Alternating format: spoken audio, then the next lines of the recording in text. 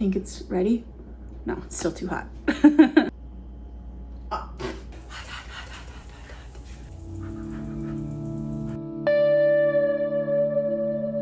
Hello, my name is Katrina and welcome to my kitchen and welcome to Moonbelly Makes, where I share all of the projects that I love to make, from cooking to crafting to baking. Today is a cooking day and I'm going to share with you today my favorite way to make easy pizza at home. I love making a good pizza dough, letting it ferment in the fridge for a couple days, but most of the time when I make pizza at home, I am making it this way, using store-bought naan as the crust. Naan works so well. I don't even know why I tried it the first time, but I'm so glad that I did because it is exceptionally good and very quick. Very easy. Outsource the dough. I'm showing it to you today with a spinach and artichoke topping because I just think it's really good. But really, I kind of just want to share with you this technique of using naan as a pizza crust to make an easy pizza at home. So even if you don't like spinach and artichoke, this is excellent with just red sauce, pepperoni. You can go that direction. You can do a bunch of veggies and pesto, whatever you want. It's delicious. Okay, enough talking. Here's how I do it. This naan pizza starts with naan, which is a leavened flatbread from Southeast Asia.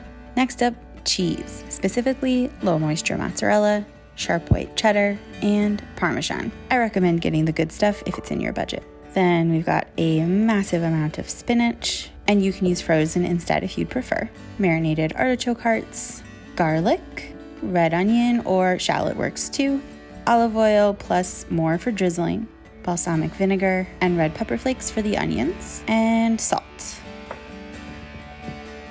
I start by blanching the spinach. I bring a medium pan about halfway full of very salty water to a boil, and then make a landing zone by filling a bowl with ice water and putting a colander in the sink.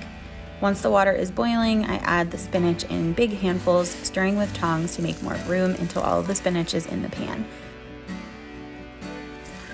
I let it boil for just a few more seconds until everything is wilted but still bright green, and then drain into the colander in the sink.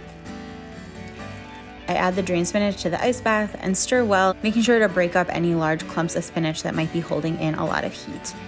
Once it all seems cold, I pour it back into the colander and then squeeze out as much water as I can just with my hands.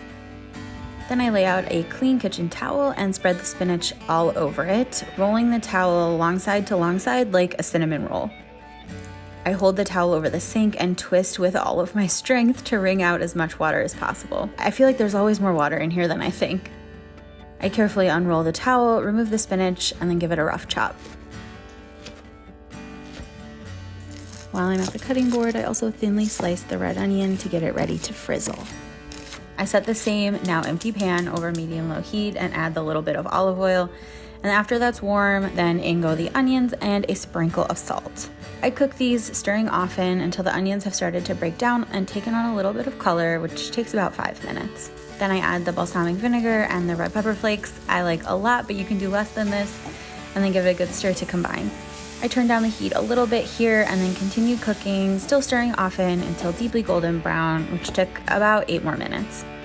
It might take a little more or a little less for you. Then I just turn off the heat and let those cool down in the pan. While the onions are frizzling, I will prep the other toppings, starting with the garlic. I twist to get the paper off and then grate it on a fine grater like this microplane. Once that is grated, I move my attention to the cheese, which will also get grated, just this time on a bigger grater or on the big holes of a box grater.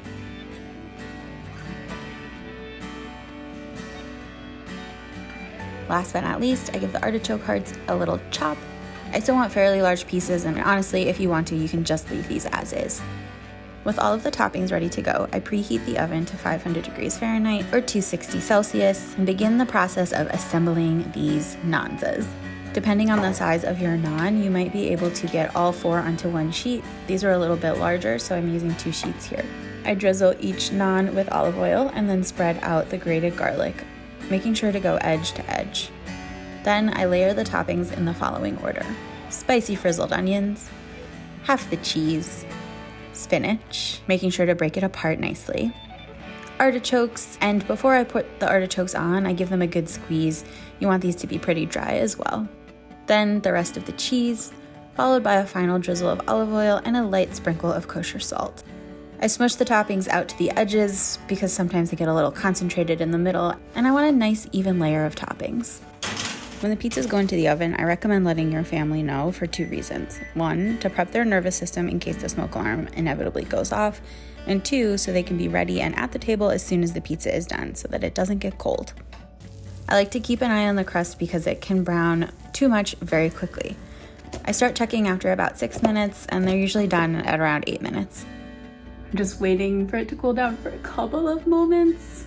Got some melty, oozy cheese. The crust is like nice and brown underneath, but not too brown. I think it's ready. No, it's still too hot. Okay, I don't think I'm gonna burn my mouth if I take a bite. Okay, I'm gonna start with this piece because it's got so much gooey cheese. Cheers. Mm. Mm. That was not a stage bite. That was a real, I haven't had breakfast yet bite. It's heavily loaded with toppings, which I love. Topping to crust ratio is like totally my vibe. The sweet spiciness from the onions is just literally and taste-wise underneath everything else, which just adds such a complexity. I really love the combination of cheeses. I know cheddar is like not traditional on pizza, obviously, but it really makes it taste like you're eating spinach artichoke dip. I wouldn't change a thing. I can't stop eating it.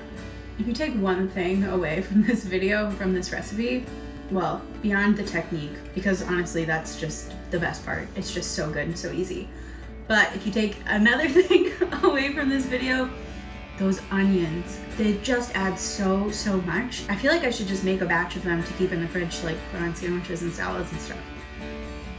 So I hope you enjoyed this video. I hope that you try this recipe or at least one of the component parts. For the full written recipe, you can head to my blog, which is linked below. Also on my blog and here on YouTube, you can see all of my other projects. You can also find me on Instagram or join my newsletter.